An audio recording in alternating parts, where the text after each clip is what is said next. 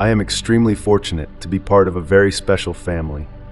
My wife, her ex, and their daughter share the same raw passion as I for inward exploration. I have known my stepdaughter since she was a baby, and I have always felt deeply connected to her. Clairvoyants have told me repeatedly that I am her spiritual dad, and many situations have validated this through life. We are a close unit with absolute trust and loyalty between us all. We arrived at the Johannesburg venue for our second experience and gave in to the gentle excitement around us. Most of the small group was familiar to us from the previous week's session. My first half mug of ayahuasca tasted as foul as it did the week before. Only this time, honey was not provided to ease the instantaneous urge to vomit. I nipped outside for a quick cigarette and a friend joined me. Upon returning to the ceremony room, I lay back on my makeshift bed in anticipation. The psychedelic music inspired images of bright-colored snake-like energy patterns moving over me. The Australian shaman smudged us all using sage smoke with a feather. I felt a shift deep inside me as he cleared my chakras.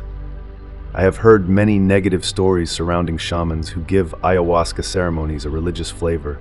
My initial response to the suggestion that we should attend this ceremony was that I preferred doing light doses of ayahuasca with my family in the comfort of our home. My friend Keith assured me that this shaman was different, and boy was I glad that I listened to him. We took the tall Australian to dinner a few nights before the first session to get a feel for everything. And not long after meeting him, our minds were made up.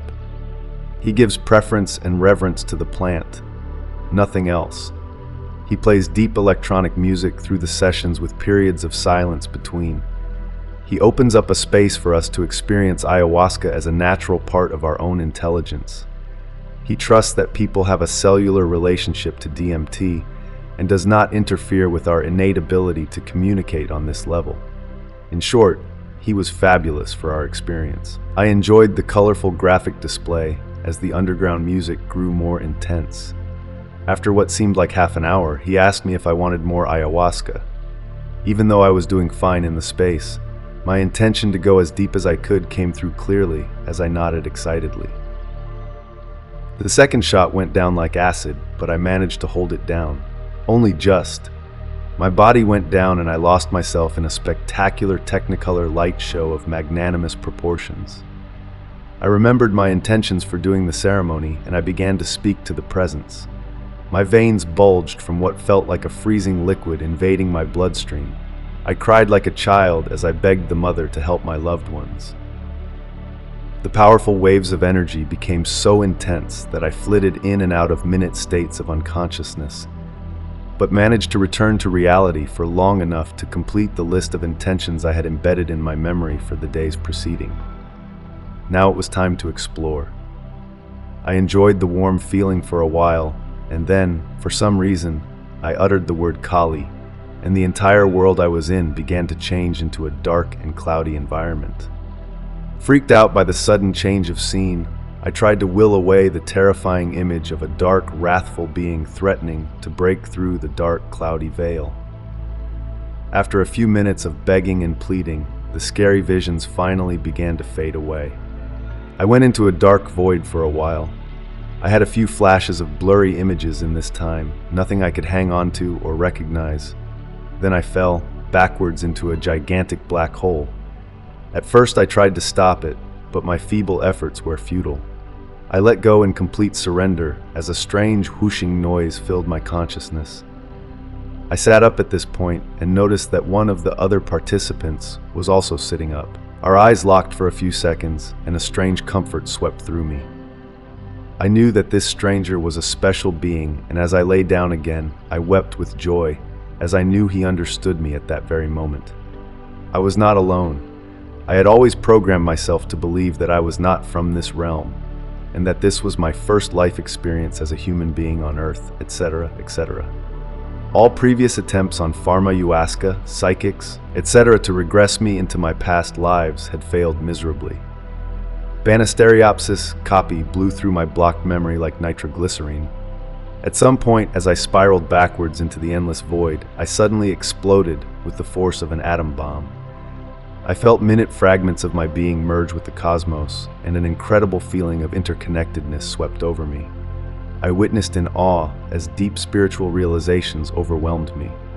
Most of them I cannot remember, but the few that stuck in my memory are deeply profound. I wept as thousands of images began to rush through my being at lightning speed. At this point, I felt the warm presence of that stranger standing behind me, giving me waves of loving energy and support. I basked in it as I struggled to cope with the millennia of information that was swamping my very core. I felt him follow me to the very edge of my own reality, and all that time knowing that he was encouraging me to go further. I managed to hold on to one frame of an ancient lifetime as a warrior leader. I felt the blood of many on my hands, and I cringed as waves of guilt filtered through me. I had a glimpse of many dark images of lifetimes on Earth, but could not process them in time. However, the emotions from thousands of incarnations were made available to me in a massive download of pain, suffering, guilt, exhilaration, joy, sexuality, morbidity, anger, judgment, love lost, love gained, depression, anxiety, wholesomeness, fertility, etc., etc. This was especially hard on me, and I blacked out a few times in this state. It was an overwhelming amount to deal with at one time. People around me in the ceremony room later told me that I was extremely loud and distressed at intervals. I guess this must have been one of them. By this time I had lost all recollection of who I was, where I was, or what I was, and fear crept over me as I contemplated the reality of being lost forever in this dark space. The stranger had disappeared, and I knew that I was very deep in this strange space. All the while, I still had the feeling of falling backwards in that crazy spiraling motion. I realized that this was the reason we need God in our lives. When confronted by our true selves, it is difficult to cope with our sheer power. It is much easier to deal with life when another is responsible for everything. At last, everything slowed down, and I felt an incredible oasis of peace and tranquility. It lasted a while. Incredible waves of energy surged through my being as I realized that this must be the place we hang in before manifesting into form. As time passed, I felt different emotions in that state of lonely and timeless perfection. There was incredible sadness, loneliness, longing, power, non-attachment, beauty, desperation, etc. I understood that this was the answer to my own question about why we're here. I always wondered why perfect beings would ever want to be born in the material reality which is so full of challenges. Well, in that state of perfection, pregnant with potential and possibility, there is an overwhelming urge to express oneself as an individual. Even in that perfect balance, the need to be overpowers the absolute form of nothingness. We are all here to express ourselves in the way that we have chosen before birth. Whether it is a life of hardship or success, our higher selves are unconcerned with the material judgments of right and wrong, good or bad. Our higher selves are delighted to be part of this play. We take it all too seriously and get caught up in the duality. That was incredibly revealing for me. Then I remember being in a starlit void of some kind. There were bright sparks popping in and out of existence all around me. I realized I was in the place of creation and possibility. Waves of exhilaration permeated my being, but I also felt the crushing weight of responsibility at the same time. I knew that I could reach out and touch any spark I wanted, and that would bring something into existence. I also knew that I had no control of what the outcome would be, as good or bad did not feature in this state, so I declined the offer. I realized then that everything is perfect as it is. All we need to do is be grateful for what is. Everything is perfect, and when given an opportunity to change something for better or worse, I was satisfied with what I had. Again, very profound indeed. At some point afterwards, I was cast into a dark jungle scene. I remember being terrified as dark beings pursued me through the forest. I ran and ran for what seemed like hours. I could hear the heavy breathing behind me, getting closer and closer all the time. At the same time, I had a strange awareness that I was running from myself. I suddenly felt a surge of needle-like pain in my feet. At this point, I was jolted back into my body and I sat up in an instant. A few seconds passed as I finally realized where I was, and that the shaman was performing some sort of weird reflexology on my feet. The pain rose up through my body, and I felt a strange, loving sensation come over me. I knew I was safe in his care. I felt him reassuring me that everything was all right. I relaxed, let go, and entered a deeply peaceful state of surrender. That was the last memory I had. After the reflexology, I might have drifted peacefully for hours, but at some point, I fell asleep. I awoke to noises of people moving around in the room.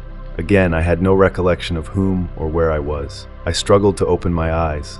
The first picture that I saw was my wife's beautiful face. That was pure magic for me.